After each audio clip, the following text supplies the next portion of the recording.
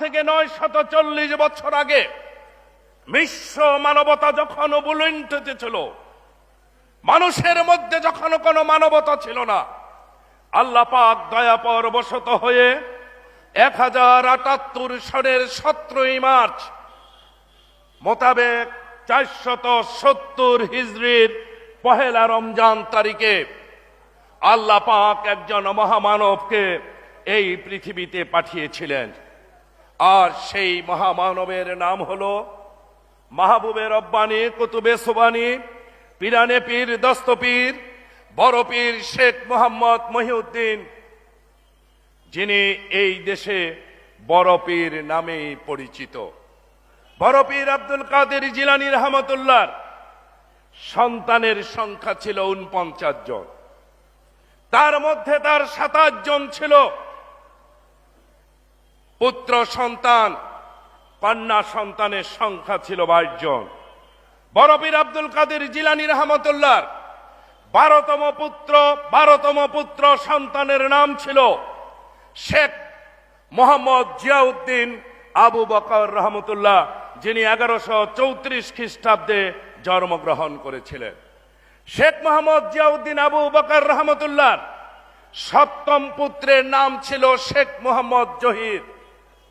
শেখ মোহাম্মদ জহিরের পুত্রের নাম ছিল শেখ আবু দাউদ। শেখ আবু দাউদের পুত্রের নাম ছিল শেখ মোহাম্মদ হাসান। শেখ মোহাম্মদ হাসানের পুত্রের নাম ছিল শেখ মোহাম্মদ মনসুর। আর শেখ মোহাম্মদ মনসুরের 7ম পুত্রের নাম ছিল শেখ আব্দুল আওয়াল, যিনি 1428 খ্রিস্টাব্দে আজকের ইরাকের রাজধানী বাগদাদের নিকটবর্তী হাসানপুর গ্রামে জন্মগ্রহণ করেছিলেন। এই দেশের ধর্মপ্রাণ মানুষ আমরা সকলেই জানি, আজ থেকে 555 বছর পূর্বে শান্তির ধর্ম ইসলাম প্রচার করার জন্য সুদূর মধ্যপ্রাচ্য থেকে এক মহাপুরুষের এই আগমন ঘটেছিল। তার নাম হযরত বাইজিদ বুস্তামি রহমতুল্লাহ, যিনি 1463 খ্রিস্টাব্দে এই আজকের বাংলাদেশের চট্টগ্রামে এসে বসতি স্থাপন করেছিলেন। শেখ বাইজিদ বুস্তামি রহমতুল্লাহ শিষ্য বলেন, মুরিদ বলেন, খলিফা বলেন, সহকর্মী বলেন, তাদের মধ্যে সর্বকনিষ্ঠ যিনি ছিলেন তার নাম ছিল শেখ আব্দুল আওয়াল। তখন তার বয়স ছিল মাত্র 36 বছর। বাইজিদ বুস্তামি রহমতুল্লাহর নির্দেশে শেখ আব্দুল আওয়াল আজকের নারায়ণগঞ্জ জেলার সিদ্ধিরগঞ্জে এসে ধর্ম প্রচারের কাজ শুরু করেছিলেন। শেখ আব্দুল আওয়ালের ছিল এক পুত্র, তার নাম ছিল শেখ মোহাম্মদ জহির উদ্দিন। শেখ মোহাম্মদ জহির উদ্দিনের ছিল 3 পুত্র। তার জ্যেষ্ঠ পুত্রের নাম ছিল শেখ জান মোহাম্মদ ওরফে তেকরি শেখ, তিনি তেকরি শেখ নামে পরিচিত ছিলেন। ব্যবসায়িক কারণে তেকরি শেখ আজকের বাগেরহাটে যেয়ে ব্যবসা এবং ধর্ম প্রচারের কাজে আত্মনিয়োগ করেছিলেন। তেকরি শেখের ছিল 3 পুত্র। তার মধ্যম পুত্রের নাম ছিল শেখ মোহাম্মদ বোরহান উদ্দিন।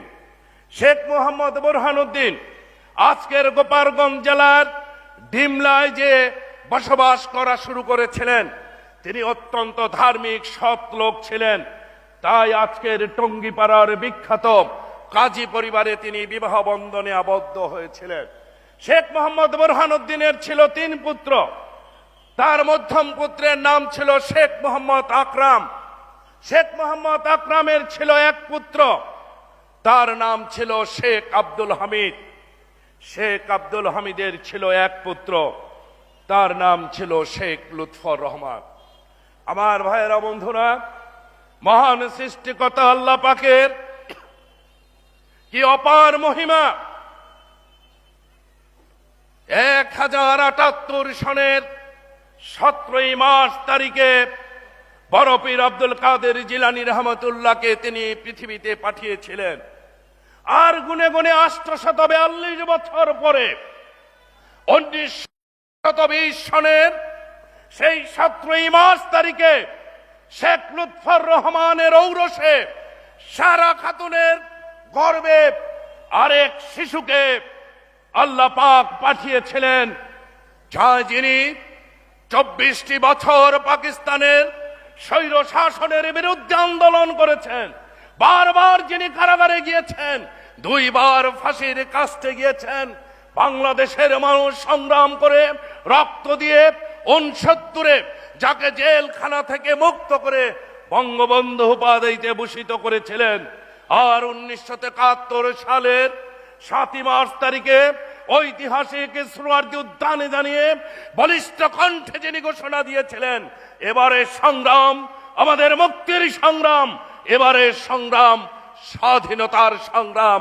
যার নেতৃত্বে আজকে ফারুক ভাই সহ বীর মুক্তিযোদ্ধারা রয়েছে।